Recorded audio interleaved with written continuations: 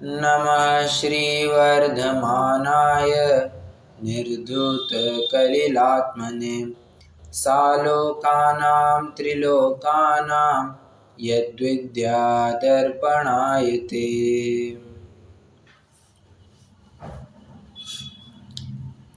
श्री रत्नगण श्रावकाचार्य जी के आधार से हम सम्यक दर्शन के 8 अंगों की चर्चा कर रहे हैं। 4 अंगों की चर्चा हम कर चुके हैं, निशंकित, निकांक्षित, निर्विचिकित्सा, अमूढ़ दृष्टि, और अब उपगूहन नामक अंग की चर्चा क्रम प्राप्त है। छंद की तरफ बढ़ने से पहले इस उपगूहन नामक, अच्छा चलिए एक काम करते हैं, पहले छंद पढ़ते हैं, फिर इसका थोड़ा व्युत्पत्ति परक अर्थ देखेंगे। 15वां नंबर का श्लोक है, पढ़ेंगे सभी जन एक साथ। स्वयं शुद्धस्य मार्गस्य बालाशक्त जनाश्रयां वाच्यतां यत् प्रमार्जन्ति तद्वदन्त्युपगूहनम्। फिर से एक बार, स्वयं शुद्धस्य मार्गस्य बालाशक्त जनाश्रयां वाच्यतां यत् प्रमार्जन्ति तद्वदन्त्युपगूहनम्। उपगूहनम, तत्वदंती उपगूहनम। अंतिम शब्द की संधि विच्छेद कैसी गई है? तत्वदंती उपगूहनम, उसे उपगूहन कहा जाता है। किसे कहा जाता है इसकी चर्चा अपन करेंगे, परंतु उपगूहन इस शब्द का पहले थोड़ा अर्थ देखते हैं, और इसका जो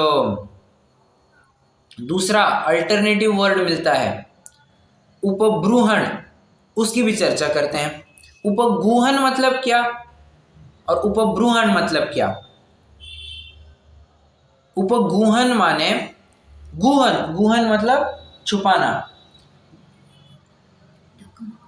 अपन कहते हैं ना गुहा, गुफा, ये सब छिपाना, गुप्त, गोपन करना। तो गोपन करना मतलब क्या? छिपाना। ठीक, क्या कहते हैं? गुप्तचर विभाग, बराबर।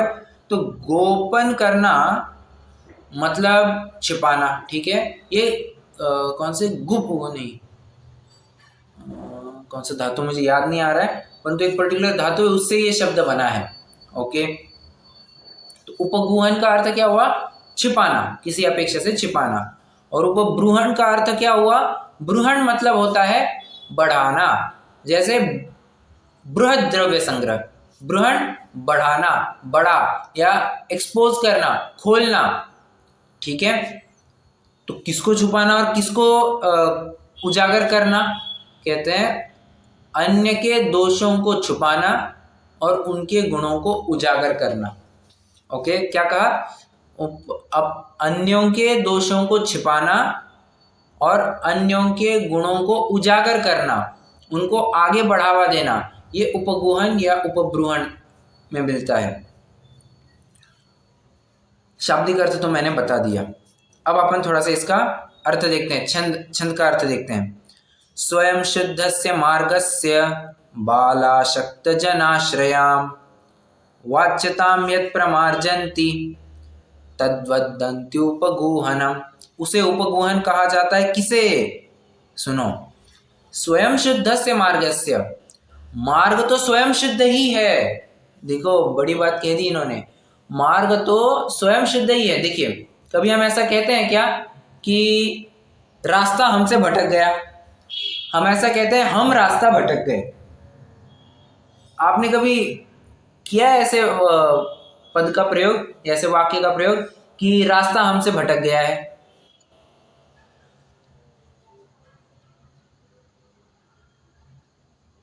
ऐसा नहीं होता है। रास्ता तो है, वहीं पे है। जो रास्ता पुणे से दिल्ली को जाता है वही रास्ता है, तो हम रास्ता भटक गए हैं। इसके लिए करना क्या? साइन बोर्ड्स लगा लेना। अब साइन बोर्ड्स का यहाँ पर कुछ काम नहीं है सच, परंतु एक प्रकार से दिशा निर्देशन का काम ये उपगूहन अंग हम ले सकते हैं, ठीक है। हालांकि दिशा निर्देशन के काम के लिए हमने अमूढ़ दृष्टि अंग को सामने रखा था। क्यों? राइट हैंड ये दिशा निर्देशन का काम किया करता है, ठीक है। वो तो उसकी चर्चा पहले ही आ गई। अब यहाँ उपगूहन की बात चल रही है।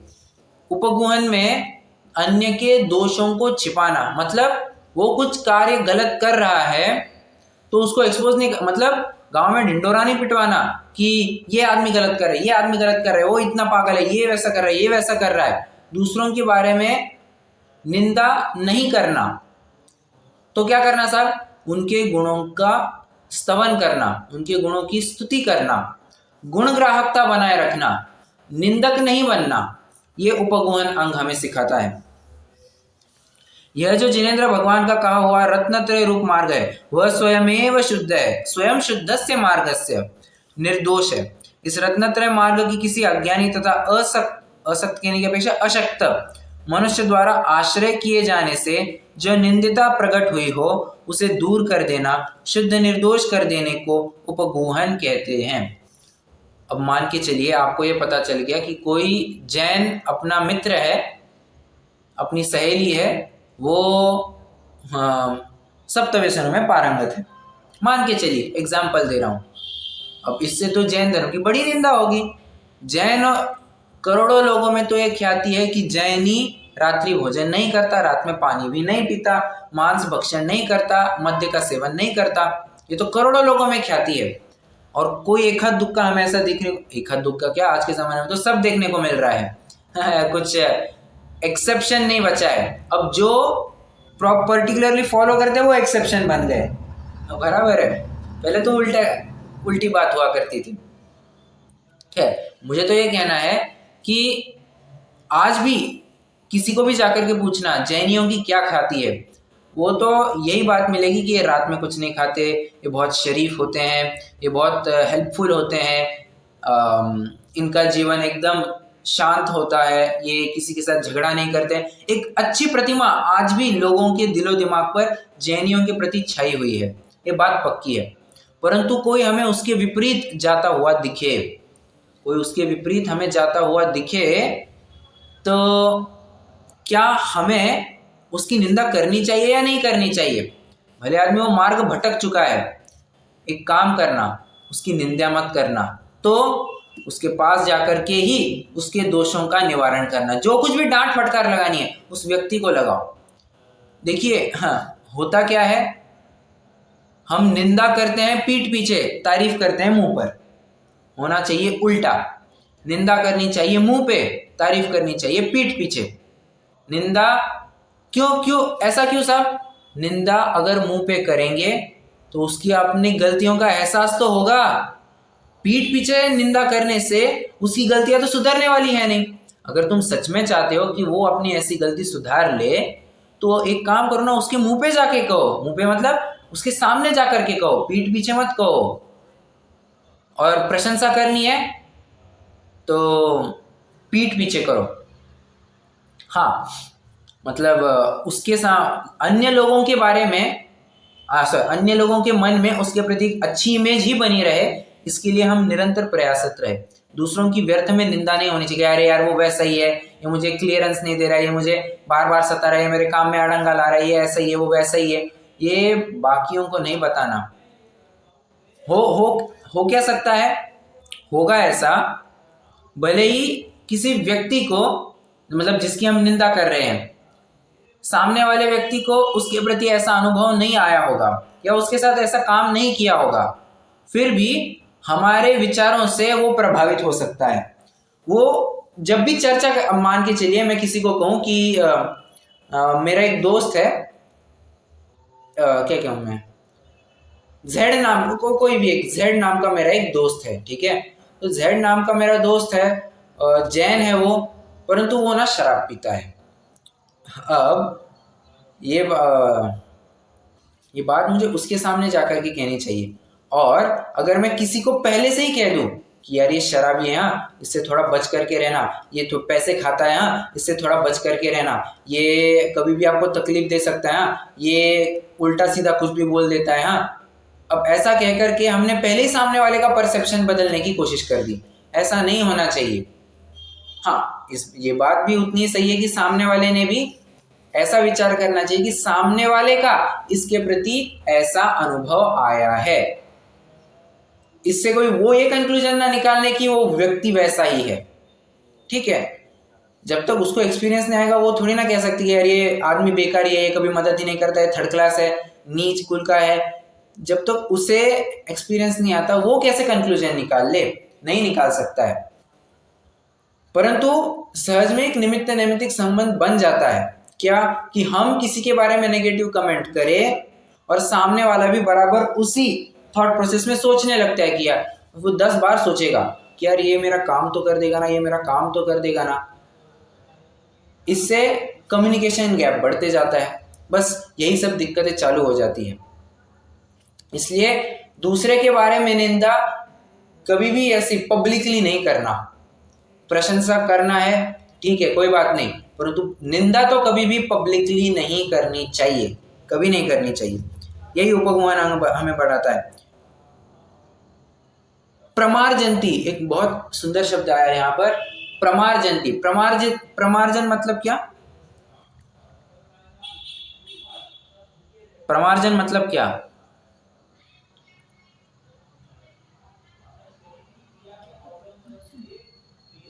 अरे क्या क्या? जैसे पीछे से करते हैं ना, जगह को साफ सुथरा करके प्रमार्जन करते हैं। Correct correct perfect. प्रमार्जन करना मतलब ही शुद्धिकरण करना, ठीक है। शुद्धिकरण करना किसका? दोषों से उस जीव को, उस व्यक्ति का शुद्धिकरण करना, गुणों को उत्पन्न करवाना, ये उसका शुद्धिकरण। जो भी गंदगी थी उस गंदगी को दूर करने में मदद करना।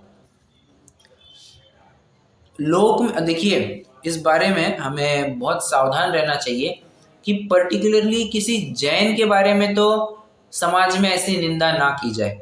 हमारा ही जैन बंधु है, जैन साधर्मी है, उसके साधर्म, और हाँ एक बात ध्यान रखना, साधर्मी की तो गलती से भी निंदा नहीं करनी चाहिए, गलती से भी। क्यों? अब होगा क्या, हम समाज में किसी अपने साधर्मी की, सच्चे साधर्मी की निंदा कर बैठे, इससे समाज में क्या, इसका समाज पर क्या प्रभाव पड़ेगा?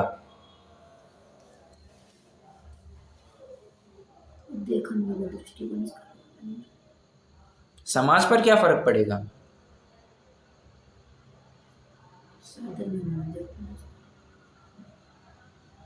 अरे मैं कुछ पूछ रहा हूँ। प्रभाव पड़ेगा ना। क्या क्या? बुरा ही प्रभाव पड़ेगा ना। बुरा प्रभाव पड़ेगा। और थोड़ा अच्छे से, हाँ बोलिए। उसे की दृष्टि से देखने लग जाएगा। करेक्ट करेक्ट, हो जाएगी।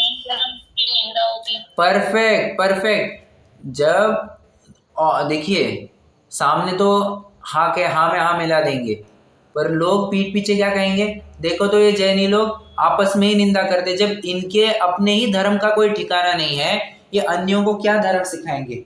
कुछ नहीं सिखा पाएंगे। इससे जिन धर्म की अप्रभावना हो जाती आएगी, प्रभावना में भी उसकी भी थोड़ी बहुत चर्चा आएगी। इसलिए दूसरों के दोषों को निवारण कर, तुम चाहते हो ना कि ये दोष इसमें ना हो, उसके पास जाकर के कहो। पब्लिकली कह करके कुछ फायदा होने वाला नहीं है ना। देखिए, हम पब्लिकली कहने की अपेक्षा उसके पीठ पीछे हम उसकी निंदा करेंगे, होगा क्या, उसके अवगुणों का उसके बारे में पता ही नहीं चलेगा। पता नहीं चलेगा तो स्वयं को कभी सुधारेगा नहीं, और हम उसकी निंदा करते ही रहेंगे। मतलब एक लूप चलते रहेगा। हम उसकी निंदा करेंगे, वो सुधर नहीं पाएगा, हम उसकी और निंदा करेंगे, वो फिर नहीं सुधर पाएगा, हम उसकी और निंदा करते जाएंगे। ये लूप, ये साइकिल, ये चेन, ये चलती ही जाएगी, चलती ही जाएगी। तो कितना अच्छा होता कि विकृति उसको सामने ही प्रकट कर दी जाती, बराबर। तो क्या सिर्फ ये अवगुणों के बारे में बात है क्या? अरे दूसरे में अगर कुछ गुण हो तो उनको अवश्य उजागर करना चाहिए और कहना चाहिए कि हाँ, अगर व्यक्ति हो तो इसके जैसा। तुम्हें इसके गुण नहीं दिखाई देते क्या? इन गुणों के ऊपर विचार करो। अरे बाबा, क्या तुम्हारी ऐसी हैसियत है, क्या तुम इतने सक्षम हो कि उसके जैसे बन पाओ, उसके ये गुण तुम्हारे में आ जाए? नहीं। तो तुम्हें गुणग्राहकता रखनी चाहिए। हमें गुणग्राहकता इस प्रकार रखनी चाहिए कि दोषों को साइड में रख दे, गुणों को ही मात्र ग्रहण करते हैं। हंस प्रवृत्ति के होने चाहिए, जोंक की प्रवृत्ति नहीं रखनी चाहिए। क्या फर्क है हंस में और जोंक में?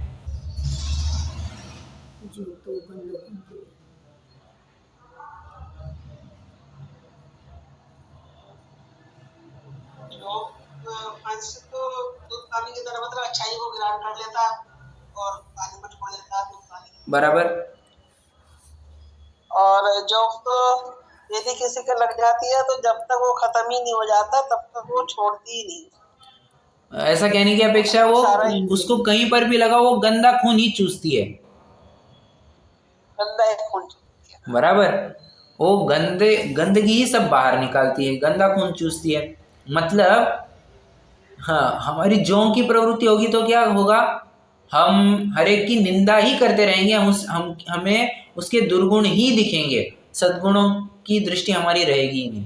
जबकि होना क्या चाहिए था, हंस प्रवृत्ति, हंस की चाल होनी चाहिए थी। कैसे भाई, उसमें कोई भी व्यक्ति ऐसा नहीं है कि जिसमें दोष नहीं पाए जाते, सब गुण और दोष दोनों से युक्त हुआ करते हैं।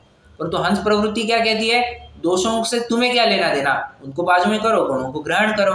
ठीक है, गुण ग्राहकता रखनी चाहिए। उसमें अगर कोई अच्छी बात है जो मैं अपने जीवन में उतार सकता हूँ, उससे मेरे मोक्ष मार्ग का उद्धार होगा, अवश्य ग्रहण करनी चाहिए। इससे मेरा जीवन और सुकर हो सकता है, सुकर कहने की अपेक्षा और न्यायमय हो सकता है, तो जरूर उन गुणों को ग्रहण कर लेना चाहिए। गुण ग्राहकता की बात। ठीक है,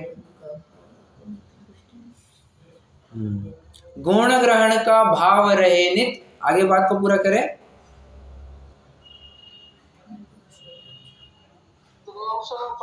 दृष्टि ना जावे। बराबर, भाव रहे नहीं दोषों को, दृष्टि न दोषों पर जावे।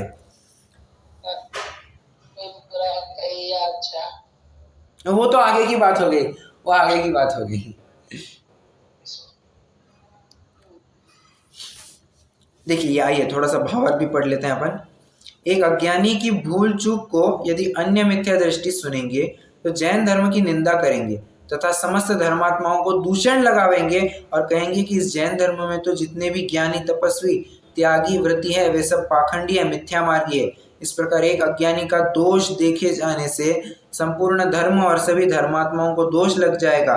इसलिए जो धर्मात्मा पुरुष होते हैं वे किसी अन्य धर्मात्मा में यदि कोई दोष भी लग जाए तो धर्म से प्रीति के कारण धर्म में पर के निमित्त से आए दोष को ढांक देते हैं। मतलब कहते हैं अरे कुछ नहीं उसमें, तुम कहते हो ना कि वो जिनदत्त सेठ की भी वही कहानी आती है ना, तुम व्यर्थ में इसको चोर समझ रहे हो, रे मैंने ही इसको वो रत्न लेकर के लाने को कहा था, चलो इसकी कोई गलती नहीं है, शायद मैंने तुमको बताना रह गया होगा। मतलब दूसरों की गलती को उजागर नहीं होने देना। और फिर बाद में जाकर के उन्होंने पर्सनली समझा दिया, भाई तू ऐसा क्यों करता है। अब भी हाल अगर तू पकड़ा जाता कोतवाल के माध्यम से, तेरे को फांसी की शिक्षा भी हो सकती थी, कितना कुछ हो सकता था।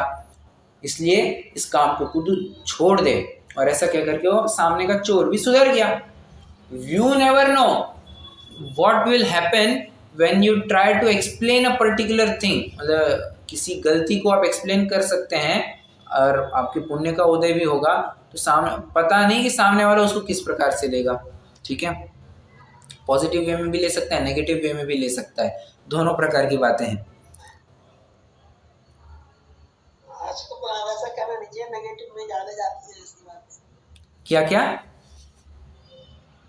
आजकल तो सुधरते कहाँ हैं लोग बाग, ऐसे ही उन्हें छोड़ दो तो बस उस समय के लिए हाँ जी तो फिर अपना राइट।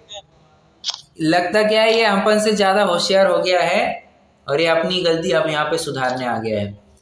तो हाँ, इस केस में फिर उसकी योग्यता उसके ऊपर छोड़ दो। पहले के ज़माने में कैसे होता था, हाँ किसी बड़े ने कहा है तो डेफिनेटली उसके पीछे कोई तर्क विचार होगा और तब जाकर के ही उसने ये बात कही होगी। आज तो क्या है, सीधे से उड़ा देते हैं, तुम्हें क्या पता, तुम क्या जानो, तुम्हें कुछ आता नहीं है, ऐसा कह करके सीधे बात उड़ा दी जाती है। हाँ अपने जो गलती दिखाओ ये तो बुरा मानते राइट। ऐसा कह क्यों दिया। हाँ मतलब ये अपन से 1.5 शाना हो गया क्या, ऐसा ही सोचने लगते हैं। ये अपन से ज़्यादा शाना हो गया है, ये मुझे आकर के अकल सिखा रहा है, ऐसे ही सोचने लगता है आदमी। तो ऐसे में तो फिर वो और उसकी भवितव्यता ये जाने, हम फिर उसे क्या कहना चाहिए, इंटरफियर ही नहीं करेंगे, देख लेगा वो अपना अपना। हाँ, अगर कोई सुनने की रेंज में हो तब, अगर आपको और आपको भी भाव हो, देखिए परम्यूटेशन कॉम्बिनेशन कैसा है, वो सुनने की रेंज में हो, हम सुनाने की भावना में हो, और तब उसकी कषाय भी मंद हो, तब जाकर के अगर वो समझे तो ठीक, नहीं समझे तो फिर कुछ काम नहीं होने वाले, सब अपनी कषाय की ही, क्या कहना चाहिए, नहीं पूर्ति नहीं, वो एक शब्द नहीं मिल पा रहा है मुझे, परंतु सभी जन अपना, पूर्ति ही कहना पड़ेगा, सभी जन अपने ही कषाय के अनुसार चलते रहते हैं। मराठी में क्या है कहते हो, तुनतुना वाजवते है, कहते हैं ना, हिंदी में क्या कहते हैं उसे, अपनी ही टेक चलाते हैं, अपने ही कषाय के अनुसार अपनी ही टेक चलाते हैं। मैंने विचार किया है ना, छोड़ दो, अब तो ऐसी बात हो गई है। इसलिए उपगुहन कितने हद तक कैसे पाला जाएगा इसकी अपेक्षा है, मतलब फिर तो उसके दोषों की तरफ देखने की बात नहीं है, वो उसके गुण ग्राहकता की बात तो जरूर हो सकती है, तो उतना जरूर कर सकते हैं अपन। हाँ, इतनी बात जरूर है कि कोई अपना साधर्मी हो, साधर्मी को तो जरूर अपन अधिकार से करें। मान के चलिए हमने किसी साधर्मी को ठेले पर खाते हुए पकड़ लिया, तो ये हमारा अधिकार बनता है, अधिकार और जिम्मेदारी दोनों भी है। क्या कहा, अधिकार भी है और जिम्मेदारी भी है कि उस जीव को हम सावधान करें, सतर्क करें, तुम ये जो कर रहे हो इससे जैन धर्म की बड़ी अप्रभावना होती है, अब भी हाल तुम छोड़ दो, वरना मैं नहीं, तुम्हारा कर्म ही तुम्हें इसका अंजाम दिखा देगा।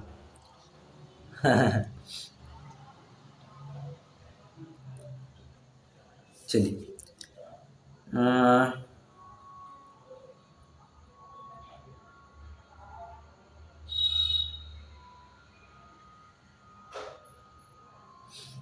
एक पैराग्राफ और पढ़ लेते हैं। मुझे जिनेंद्र के परमागम की शरण की कृपा से अब कुछ दोष और गुण की पहचान हुई है, तो भी अनादिकाल की कषायों के संस्कार से अभी भी अनेक दोषों को कर रहा हूँ, इसलिए अन्य जीवों के कर्मों के उदय की पराधीनता से हुए दोषों को देखकर मुझे करुणा ही करना चाहिए। संसारी जीव कषायों, विषयों और कषायों के वशीभूत हुए पराधीन है। ये कषाय और विषय जीव के ज्ञान को बिगाड़कर अनेक प्रकार का नाच नचाते हैं और अपना स्वरूप भुला देते हैं। अतः अज्ञानी जनों द्वारा किया गया दोष देखकर आप संक्लेश परिणाम नहीं करता। क्षेत्र महत्व वाली बात क्या है, आप संक्लेश परिणाम नहीं करता है, पहले तो स्वयं ही सुधरने का अवसर देता है, फिर भी उसको बहुत लगे कि नहीं यार ये एक्सट्रीम में जा रहा है, तब फिर वो समझाएगा। क्षेत्र काल आदि के निमित्त से जो भावी होनहार है उसे टालने में कोई भी समर्थ नहीं है। इस प्रकार उपगुहन नाम का सम्यक्त्व का 5वां अंग कहा।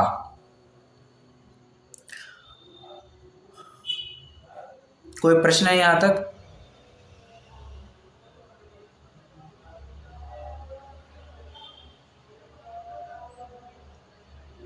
अच्छा, इसमें एक और बात समझना, उपगुहन का एक अर्थ अपन ने क्या देखा,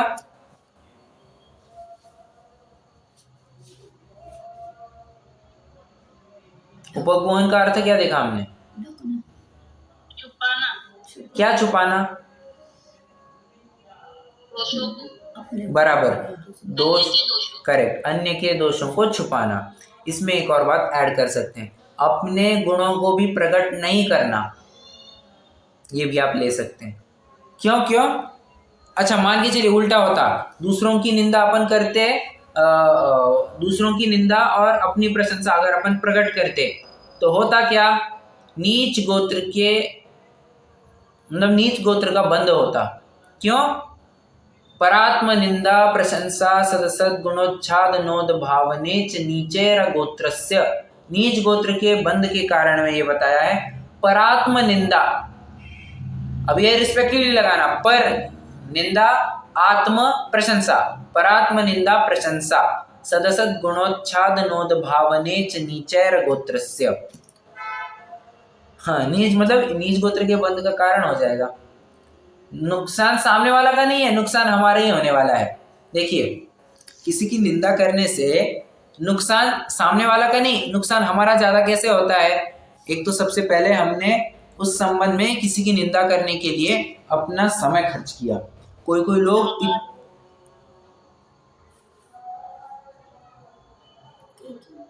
बोलिए।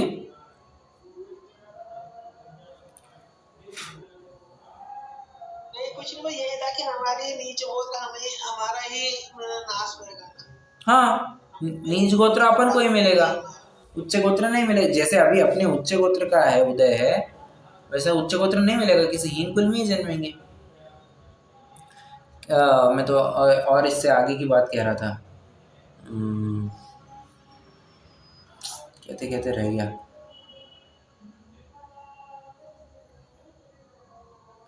ठीक है, याद आ गई तो बता दूंगा।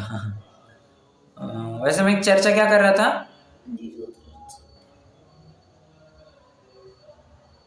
अपना ही नुकसान होने वाला है इसमें ना आपने। हाँ हाँ बराबर, अपना ही नुकसान होने वाला है। कैसे? देखिए, सबसे पहले तो समय जाया किया हमने, 2 हमारी शक्ति बर्बाद कर दी, जो अनप्रोडक्टिव काम है उसमें अपनी शक्ति बर्बाद कर दी, पॉइंट नंबर 2। पॉइंट नंबर 3, जरूरी नहीं है कि सामने वाला तुम्हारे अनुसार ही चले, वो उल्टा भी ले सकता है, हो सकता है ना, तो इसमें तुम्हारा भी नुकसान हो सकता है। हाँ, मतलब निंदा करने में घाटे ही घाटे ध्यान में आते हैं। निंदा करने से बेहतर है कि उसका जो चल रहा है चलने दो, या फिर हम उसको जाकर के एक बार एक्सप्लेन करें, और क्या होता है क्या नहीं होता है, तू ऐसा क्यों गलत कर रहा है, बराबर। Okay okay okay.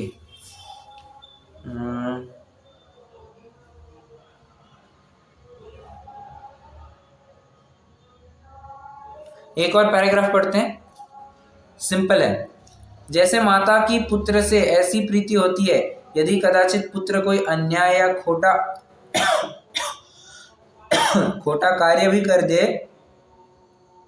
तो माता उसके उस खोटे कार्य को छिपा ही देती है, ढांक ही देती है। उसी प्रकार धर्मात्मा पुरुष की धर्म से तथा साधर्मी से ऐसी प्रीति होती है कि यदि कोई साधर्मी को कर्म के प्रबल उदय से, अज्ञानता से, अशक्ति से, व्रत में, संयम में, शील में दोष आ जाए या बिगाड़ जाए, तो अपनी सामर्थ्य के अनुसार वह आच्छादन करता है। आच्छादन मतलब ढकने की कोशिश कर सकते, जितना अपन इसको क्लोज रखेंगे उतना ही क्लोज रखने की कोशिश करना। ओके, चलिए। वैसे स्थितिकरण अंग को चालू करने के लिए मैं कर भी सकता हूँ।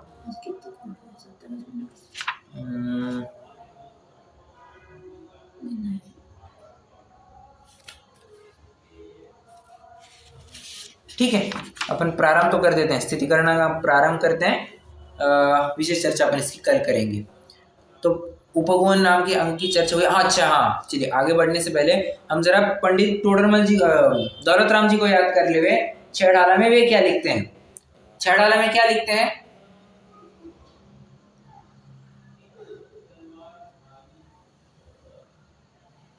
छेड़ाला में क्या लाइन आई है?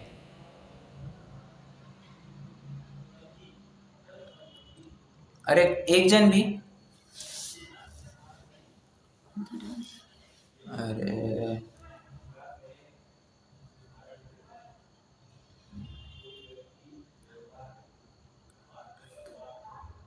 अरे कुछ तो बोलिए। याद नहीं आ रहा है भैया जी। देव जिनेन्द्र गुरु परिग्रह बिन धर्म दया जुत्सार, उसके बाद मैं बोली वो क्या, अरे मैं भी भूल गया। अच्छे, अभी याद आया था मुझे।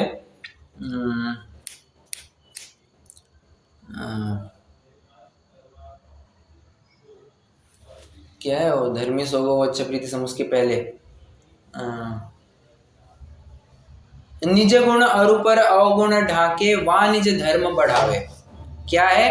निज गुण अरुपर अवगुण ढाके वा निज धर्म वा जिन धर्म बढ़ावे, मतलब अपने गुणों को और दूसरों के दोषों को ये बराबर छिपाए रखता है।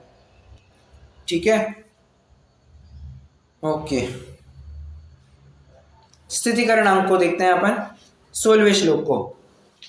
16वें श्लोक में क्या बात आई है? अच्छा हाँ, मुझे एक और बात अभी अभी याद आ रही है। चार्ट कहाँ तक आया है अपना, मुझे अभी तुरंत याद आया। चार्ट कहाँ तक आया है अपना?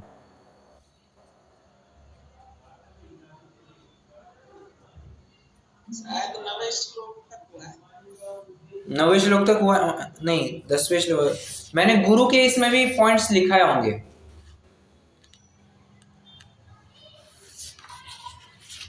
गुरु के प्रकरण के भी पॉइंट्स लिखाए होंगे। लिखाए थे क्या?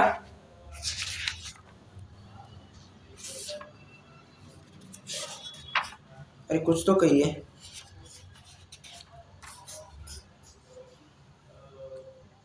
नहीं, शास्त्र का तो लिखा है, इतना मुझे याद है। गुरु का लिखाया था कि मुझे सिर्फ इतना कर।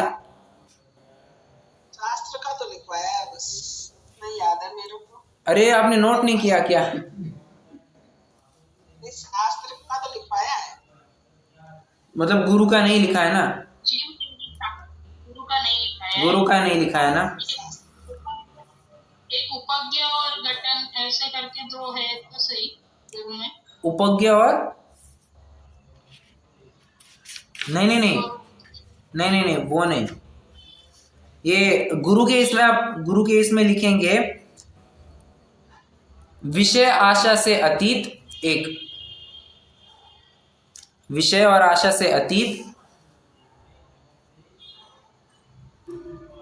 निरारंभी 2, निष्परिग्रही 3 और ज्ञान ध्यान तपोरक्त, ज्ञान ध्यान में ही तल्लीन। 4 पॉइंट क्या कहे?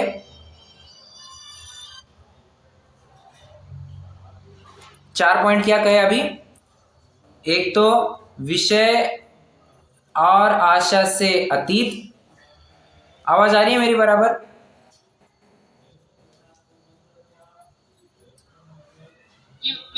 ठीक है। दूसरा निरारंभी, तीसरा निष्परिग्रही और चौथा ज्ञान ध्यान और तप में ही तल्लीन।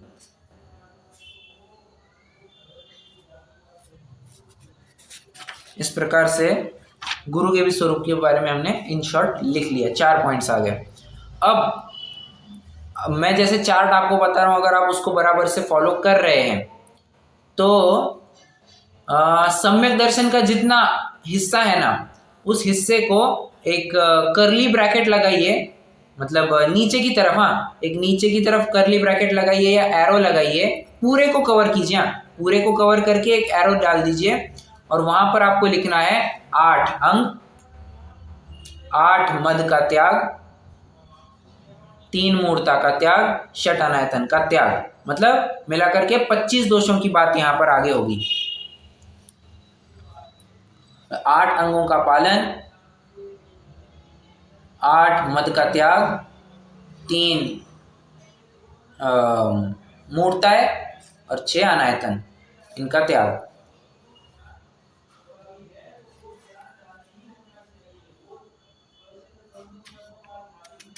सम्यक दर्शन में करना है।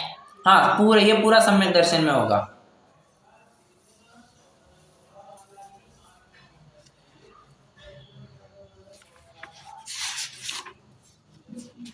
ठीक है।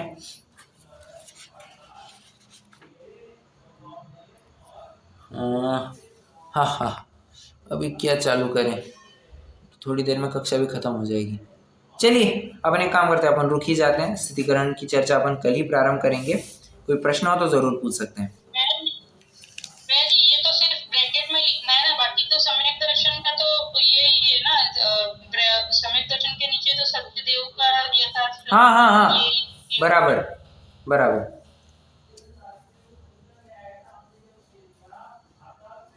ये इस पॉइंट्स ब्रैकेट में ही लिखना है।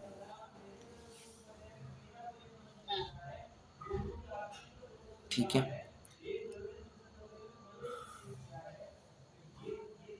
चलिए अपन फिर रुक जाते हैं, जिनवाणी स्तुति करेंगे।